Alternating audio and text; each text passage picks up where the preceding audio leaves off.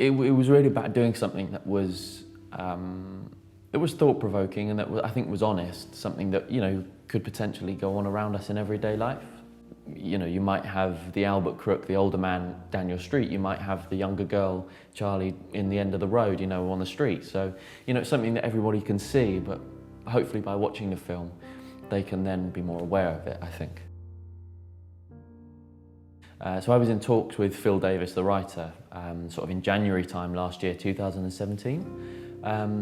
And we were in talks and we were saying, what do we want to do? I had some ideas and things like that, and I sort of came back to him and we sort of collaborated, and then he wrote some bits and then came back with some drafts, and then we went backwards and forwards, and then finally by, I suppose, July, we had the final script. So it's been a long process, but we got there. Me and Tom had always toyed with the idea of doing something a step up. We'd done a couple of little short films and things like that, but we wanted to do something that was bigger, better, and push ourselves. And I think for me, I like to be professional. I think there's no excuse for, oh, we're young, we can, just get away with it, just do it like that. It doesn't matter. But I think it's important to start as we mean to go on. To start professional and carry it forward. And I think that was important to, give the actors a professional experience, and for us to learn through a professional experience to create a professional film, hopefully. There were a lot of challenging things. Finding a location was really tricky, and then eventually we found the one that was right on our doorstep, so lucky there. And I think just the general challenges of bringing the story to life. I think, Phil had written a really nice script, and it would have been a shame not to have been able to create something really nice from that. I think it was about August time. We began the casting process with 2 days of auditions, and we saw a lot of people, and eventually we found our Charlie from that, but it was a little bit trickier finding our Albert. But amazingly, a couple of weeks later, we found Paul Dewdney, who was, he was amazing to work with, and he taught us a lot as well, and that was important for us, I think, to learn something from others. I think even though we were working with professionals and everything, they were so sort of down to earth, and they were really friendly and helpful to us. I don't really know what I was expecting, but they were just, so helpful, so nice to us, even though I was 16 at the time, so, they treated us like anyone else, and like we knew what we were doing, even if we didn't at times. So I think that was really nice. It just gave us a bit of confidence. The favourite part of the process was definitely on shoot. Finally, after, I think it was almost like after a year of pre-planning and working to this stage, we finally got there with the actors in the room that was just perfect. The set was just perfect for it.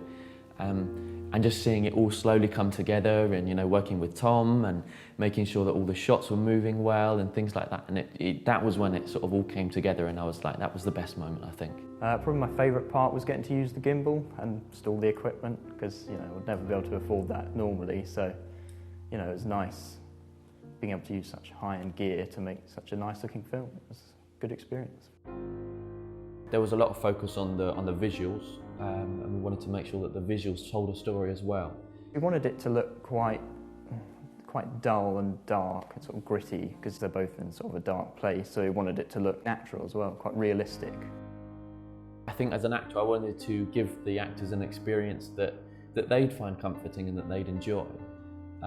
Because I'd sort of imagine myself in that position, and sort of how would I like to be taking on this journey. So I think, it's a bit of both, but definitely we had a big focus on the visuals, and Tom did a great job of that.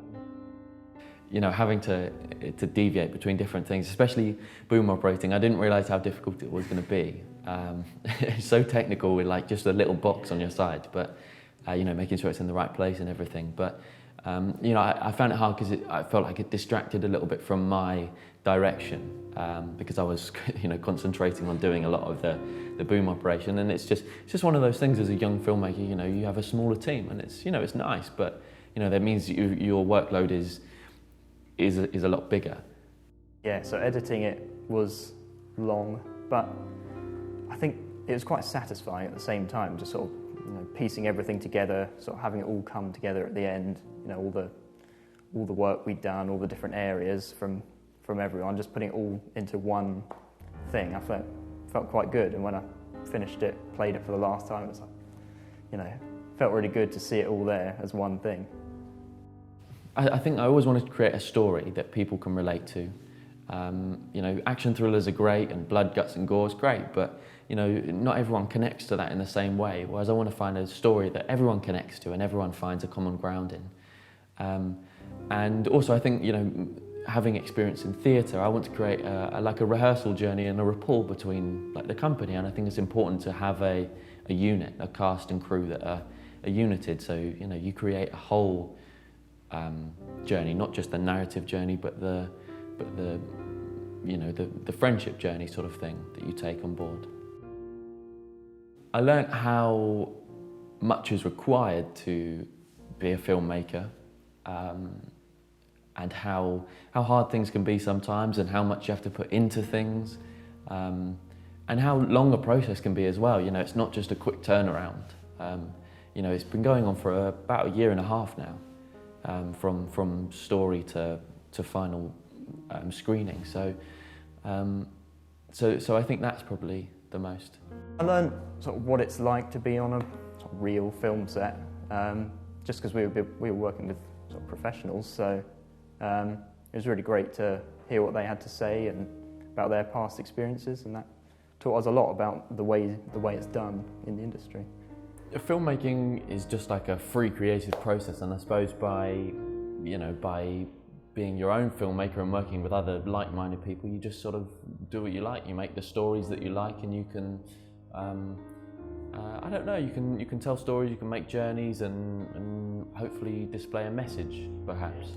That's what I wanted to do, especially with Unforgettable. I think I'm just proud that we did it, really. It all came together, it all worked out how we wanted it to, and you know, we've got a nice finished piece to show people. I think it's, you know, it's good, yeah. I'll be proud when it all comes together and to know that it's ours, and especially the fact that the script's original, the music's original. You know, we came up with all the direction, all the cinematography. You know, I think that will make us all proud. And that'll be a really nice thing when that all comes together and we can look at it and yeah, be proud of it. I think that'll be the big moment.